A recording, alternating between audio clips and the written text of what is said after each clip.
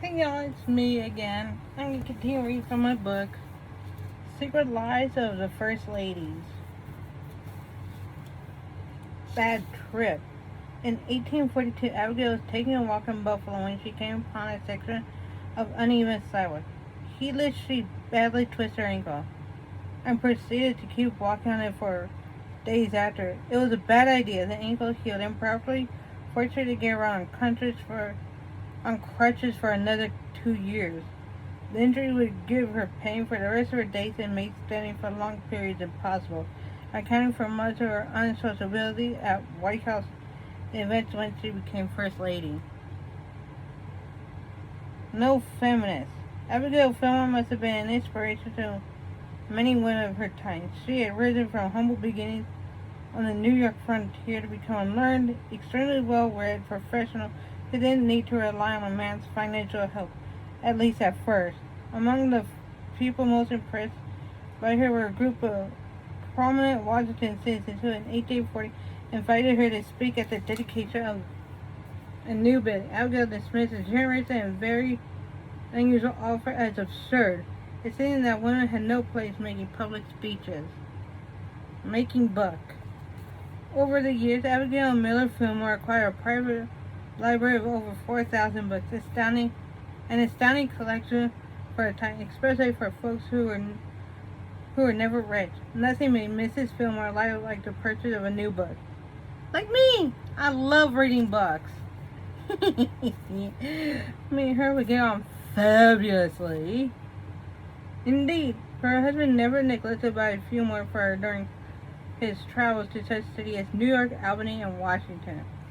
I wish my boyfriend could do that for me.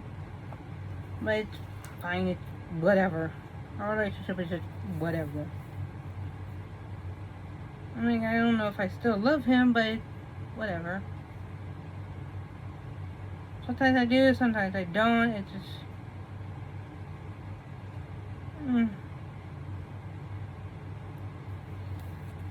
It is what it is. Which is why Abigail was horrified upon becoming First Lady to discover that the White House had none. An executive mansion without a library was an outrage, and she wasn't going to let it stand.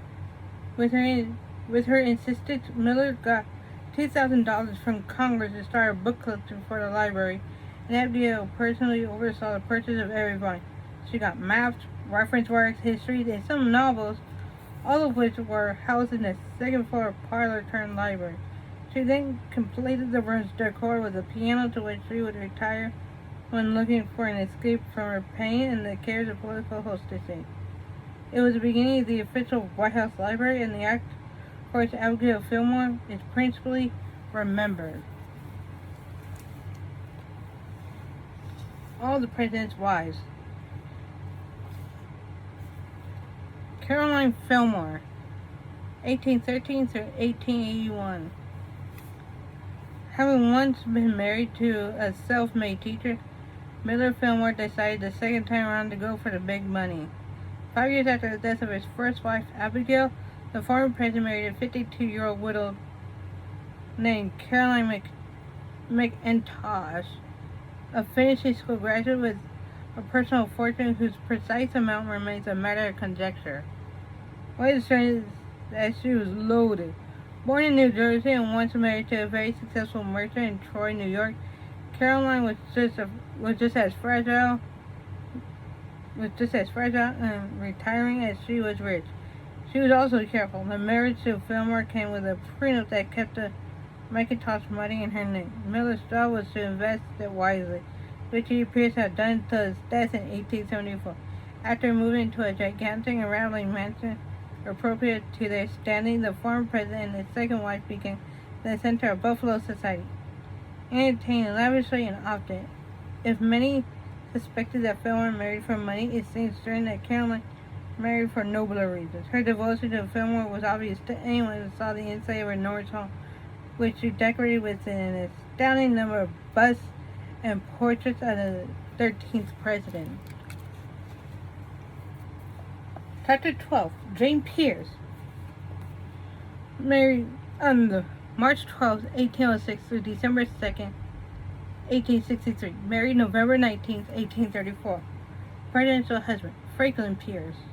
Children, Franklin Jr., Frank Robert, and Benjamin. First Lady, from 1853 until 1857. Astrological sign, Pisces. Religion, Congregationalist. Soundbite, oh, how I wish he was had a political life. How much better it would be for him on every account. Referring to her husband. Jane means Albleton Pierce hated politics with a passion. Upon discovering that her husband had secured the Democratic nomination for president, she fainted. But being married to a career politician was the least of her worries. The powers that be had Jane in the crosses from birth, and the poor woman's life reads like a Greek tragedy. Jane Pierce became known as the Shadow of the White House. She rarely left her bedroom and penned countless letters to her deceased son, begging for his forgiveness. She was born to a well-off New England family who'd done well in the textile industry, but Jane's father, Dicey Albleton, was no seamster. In addition to being president of Bowdoin College, he was a Congregationalist minister, and seems to have taken his calling a bit too seriously, fasting on behalf of the Lord until his ill physique up and died in 1819. Jane's mother, Elizabeth Means Appleton, moved the family to Amherst, New Hampshire, and continued raising 6 children with a Calvinist severity that would have made her late husband proud. Jane was child number 3 and swallowed every morbid morsel of her parents' stern religiosity, belonging to a melancholy, dirty little thing with plenty of suspicions and virtually no self-confidence. Her constitution follows suit. Anxiety, bronchial problems, and tuberculosis, probably inherited from her father, played havoc with her health. She found what solace she could in books, becoming a devoted and accomplished student.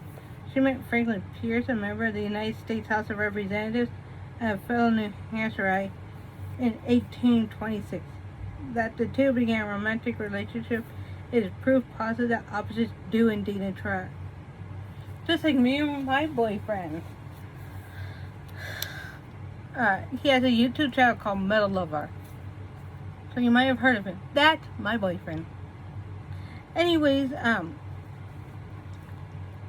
yeah, he likes heavy metal and whatnot. I like pop music. I'm bubbly. He's more, I don't know what. I can't even really describe his personality. Emo-ish? Gothic-ish? A little bit both-ish, I think. I don't know. He's just, whatever. I don't give a crap anymore about his personality. I don't give a really that much about him anymore. I mean, like, we're okay-ish, I guess. But, yeah. Anyways, yeah.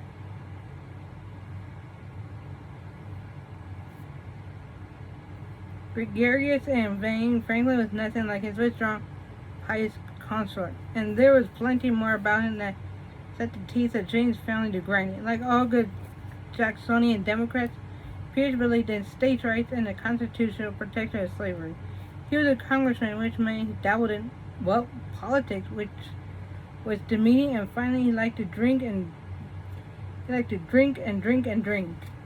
Jane stood by her man through an 8-year courtship, during which she fended off attacks on Franklin's character from her family and watched her beaux serve in the New Hampshire legislature in the United States Senate. Developed a disgust for politics that only made the former task more difficult. The two married in 1834, by which time Jane had developed an intense desire to see Franklin make a living at almost anything but his chosen profession. He stuck to his guns, however, and Jane opted to stay away from Washington to be in New Hampshire with her family. There in 1836, she had their first child. He died within days. Things only got worse when Franklin became a U.S. Senator in the next year. By 1842, however, he began taking pity on his beleaguered wife and resigned his seat. After moving to Concord, Pierce opened a law practice, stopped drinking, and even turned down an offer from President James Polk to become U.S. Attorney General. It was the closest thing to happiness that Jane had ever known.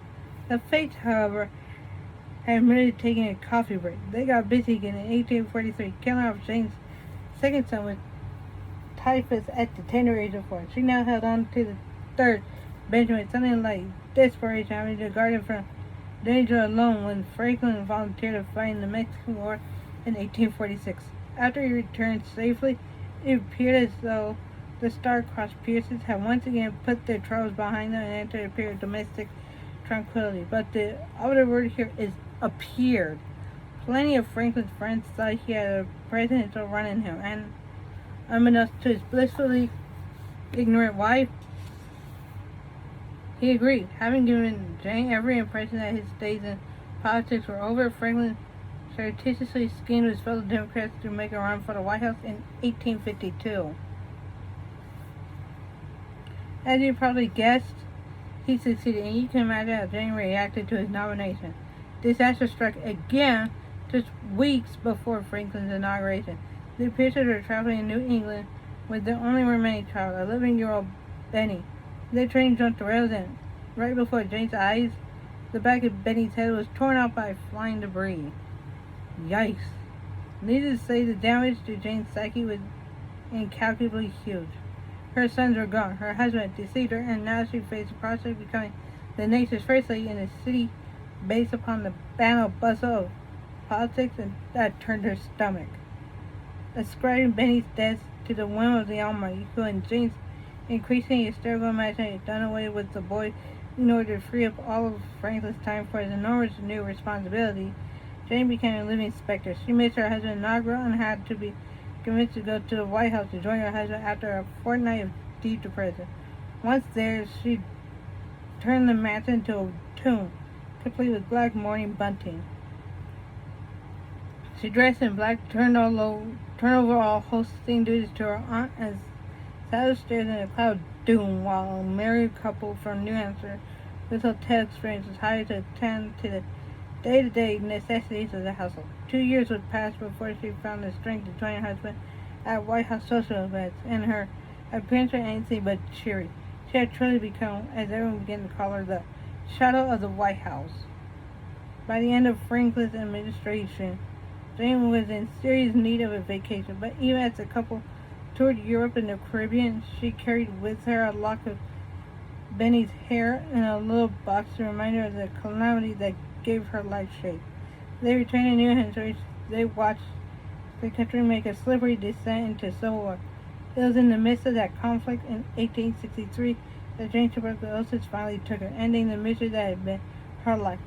But Franklin gave in to the alcoholism with which he had struggled for his entire adult life and eventually died from it.